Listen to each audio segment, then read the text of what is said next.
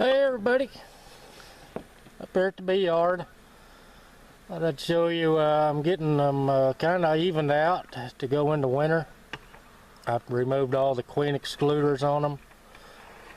As you can see, that one there is really bearding up. There's a couple of there on the other row back there that bearding.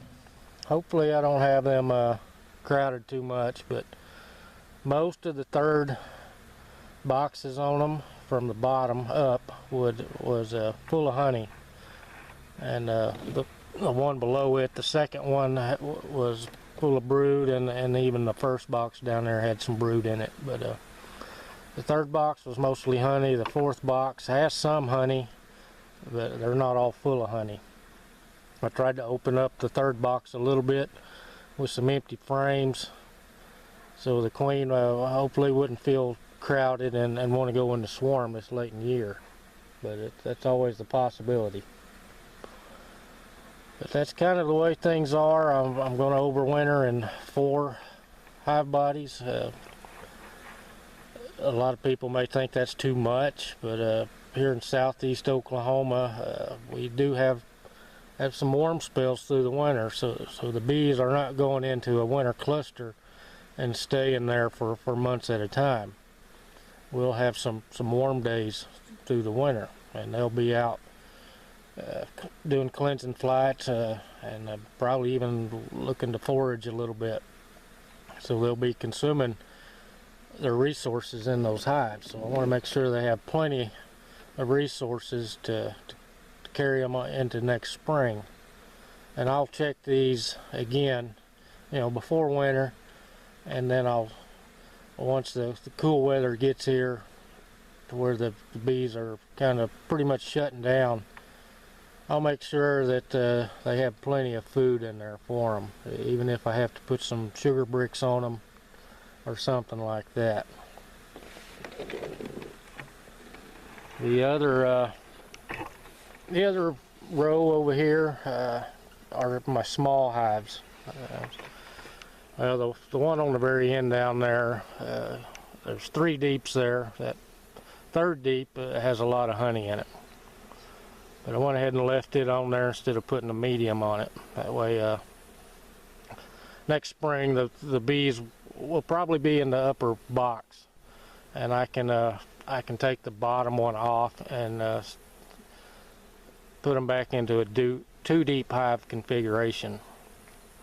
And these other ones here with the mediums, that could be problematic. I can reverse those and throw the medium on the bottom and get the queen to hopefully move up, and then I can take that medium out. Only time will tell. It's kind of a slow process converting from mediums to deeps when you don't have a drawn foundation, for the deeps. Otherwise, you could slap a queen excluder on them, let the brood hatch out of the medium, and then just take it off, which is what I'm doing to this hive right there. The queen would not lay in the deep, so I shook all the bees into the deep and put a queen excluder on top of it, and then the medium over the queen excluder. That way the brood can hatch. But I have inspected it since I've done that. The queen's laying up a storm in the deeps now, but through the summer she didn't want to fool with it. And these other hives, they're just there. I'm slowly getting this other 3 hive body, trying to get it built up to 4. Probably won't get to 4 before winter, and they'll just have to overwinter in the 3. But they can do it. I just mainly the ones that had 5 boxes on them, I was redistributing resources amongst all the other hives, just so I could get them all at a kind of an even level to go through winter.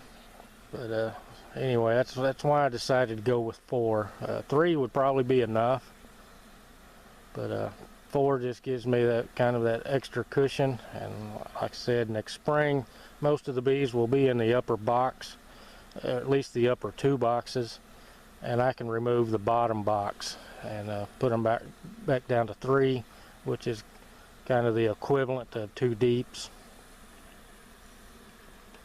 And I may try to convert some more to deeps. I don't know. We'll just have to see how these deeps do through the winter, and what it's like dealing with them next year.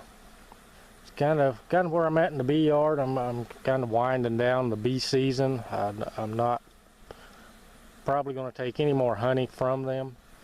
Whatever's left over through the winter, I'll pull it off and probably slap it in the refrigerator or freezer, and use it if I have to make some splits or something like that. I know if there's too much excess honey next spring, when the spring flow starts, they'll get honey bound and swarm on me. So I have to keep the brood nest open enough. So if there's too much honey left over, I will have to take that out.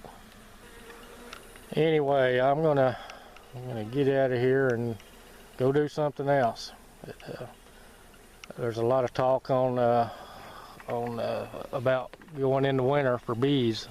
B&K Bees, he's doing a lot of videos on preparing for winter. But he's in Michigan and I'm in Oklahoma, so his season, is coming faster than mine. So and once his winter gets there, it's probably going to stay cold, where mine's going to warm up periodically and the bees are going to be out. So I have to make sure that these bees have a little extra resources, because the more the bees move around, the more resources they're going to consume. So all y'all Oklahoma beekeepers, it's getting pretty close to get to thinking about getting these bees ready for winter.